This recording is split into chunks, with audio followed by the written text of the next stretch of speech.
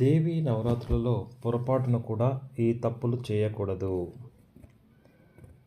అలాగే నవరాత్రులలో చేయవలసిన పనుల గురించి ఈ వీడియోలో తెలుసుకుందాం.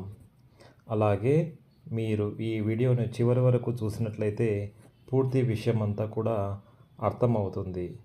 ఈ వీడియోకి ఒక లైక్ వేసి మీ ఫ్రెండ్స్కి షేర్ చేయండి. ఈ ఏడాది అక్టోబర్ 3వ తేదీ నుంచి దేవీ నవరాత్రులు ప్రారంభం కానున్నాయి. అక్టోబర్ 12వ తేదీన ముగియనున్నాయి. పురాణాల ప్రకారము నవరాత్రుల వేళ అమ్మవారు భూలోకానికి వచ్చి భక్తులకు దర్శనమిస్తారని నమ్ముతారు. అలాగే ఈ సమయంలో ఉపవాసం ఉండేవారు కొన్ని పద్ధతులను తప్పనిసరిగా పాటించాలని ఆధ్యాత్మిక పండితులు చెబుతున్నారు. ఆశ్వజ మాసంలోని శుక్లపక్షంలో పాడ్యమి తిథిలో హస్త నక్షత్రంలో కూడుకొని ఉన్న శుభదినాన ఈ దేవీ పూజ ప్రారంభించుటకు చాలా మంచిదని మార్కండేయ పురాణం చెబుతుంది. అందువల్ల ఆ రోజు నుండి నవరాత్రులు ప్రారంభిస్తారు. అయితే ఎంతో పవిత్రమైన దసరా నవరాత్రుల్లో పొరపాటున కూడా ఈ పనులు చేయకూడదని ఆధ్యాత్మిక పండితులు చెబుతున్నారు. 7 తరాల వరకు వదలని దరిద్రం పడుతుంది, అమ్మవారికి కోపం వస్తుంది, కష్టాలు సమస్యలు వస్తాయి, కోరి కష్టాలు తెచ్చుకున్నట్లు అవుతుంది. కనుక దసరా నవరాత్రుల్లో ఎవరు కూడా తప్పు పనులు చేయవద్దని ఆధ్యాత్మిక పండితులు చెబుతూ ఉన్నారు. మరి దసరా నవరాత్రుల్లో ఏ పనులు చేస్తే దరిద్రం చుట్టుకుంటుందనే విషయాన్ని ఈరోజు మనం ఈ వీడియోలో వివరంగా తెలుసుకుందాం. ఆడవారు నవరాత్రుల్లో ఇంటిని పరిశుభ్రముగా ఉంచుకోవాలి. రోజుకు ఒక్కసారైనా సరే ఇంట్లో ధూపం వేయాలి. అలాగే దేవీ నవరాత్రుల్లో అఖండ దీపం పెట్టేవారు వారి ఇంట్లో 9 రోజుల పాటు ఎవరో ఒకరు ఉండేలాగా చూసుకోవాలి. అంతేగాని ఎవరీ లేకుండా ఇంటికి తాళం వేయకూడదు. అలా చేస్తే కోరి కష్టాలు తెచ్చుకున్నట్లే అవుతుందని ఆధ్యాత్మిక పండితులు చెబుతున్నారు. భార్యాభర్తలు బ్రహ్మచర్యాన్ని తప్పక పాటించాలి. అలాగే ఆరోగ్యం సహకరించలేని వారు నవరాత్రుల్లో ఉపవాసం చేయవలసిన అవసరం లేదు. వయసు మళ్ళిన వారు కూడా ఉపవాసం చేయవలసిన అవసరం లేదు. ఉపవాసం మన శరీరానికి ఉపయోగం, అంతేకాని మనం బాగా తినేసి పూజలో కూర్చుంటే దేవుడిపై శ్రద్ధ ఉండదనే భావనతో మన పెద్దవాళ్ళు ఈ నియమం పెట్టారు. కాబట్టి కటిక ఉపవాసాలు చేసి ఆరోగ్యం పాడు చేసుకోకుండా పలహారాలు పండ్లు తిని ఉపవాసం చేయవచ్చునని, లేదా ఒక పూట భోజనం చేసి ఉపవాసం ఉండొచ్చునని ఆధ్యాత్మిక పండితులు చెబుతున్నారు. ఉపవాసం చేసేవారు పగటిపూట నిద్రించకూడదు. ఒకవేళ నిద్రిస్తే ఫలితం అనేది రాదు. నెలసరిలో ఉన్న ఆడవారు దేవీ నవరాత్రుల్లో పూజ చేయకూడదు.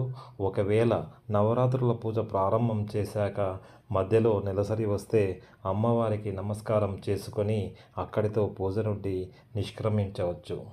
దానివల్ల ఎటువంటి పాపము ఉండదు. దేవీ నవరాత్రుల్లో ఎవరు కూడా హెయిర్ కట్ చేయించుకోకూడదు. జుట్టు బాగా పెరిగిన వాళ్ళు నవరాత్రులు ప్రారంభం అవ్వకముందే హెయిర్ కట్ చేయించుకోవాలి. అంతేకాని ఎట్టి పరిస్థితుల్లోనూ నవరాత్రుల్లో జుట్టును కత్తిరించుకోకూడదు. ఒకవేళ చేయించుకుంటే కష్టాలు ఎదురవుతాయి. తరతరాల వరకు తరగని దరిద్రం పడుతుందని ఆధ్యాత్మిక పండితులు చెబుతూ ఉన్నారు. నవరాత్రుల్లో ఆడవారు ఇంట్లో ఏడవకూడదు. పిల్లల మీద, భర్త మీద అరవకూడదు.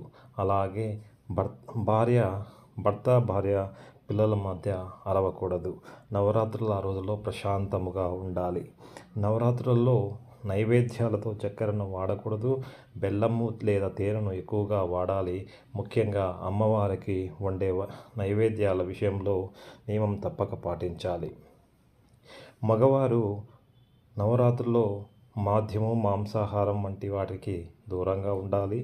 దసరా నవరాత్రులలో వాయినాలు ఇచ్చేటప్పుడు విధవలు కానీ గొడ్రాళ్ళు కానీ పూజలో పాల్గొంటే అశుభమని దయచేసి వారిని అవమానించకండి, బాధ పెట్టకండి. ఇంటి లోపల ఎంతో నిష్టగా పూజ చేసి బయటికి వచ్చి ఇంకో స్త్రీని ఏడిపిస్తే అమ్మవారు అస్సలు సహించరు.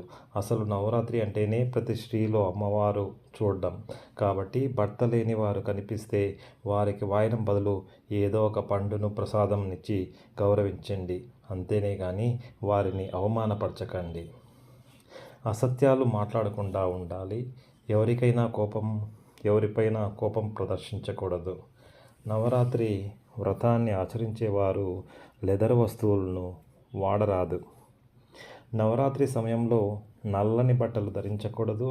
మీ ఇంటిని, శరీరాన్ని శుభ్రంగా ఉంచుకోవాలి.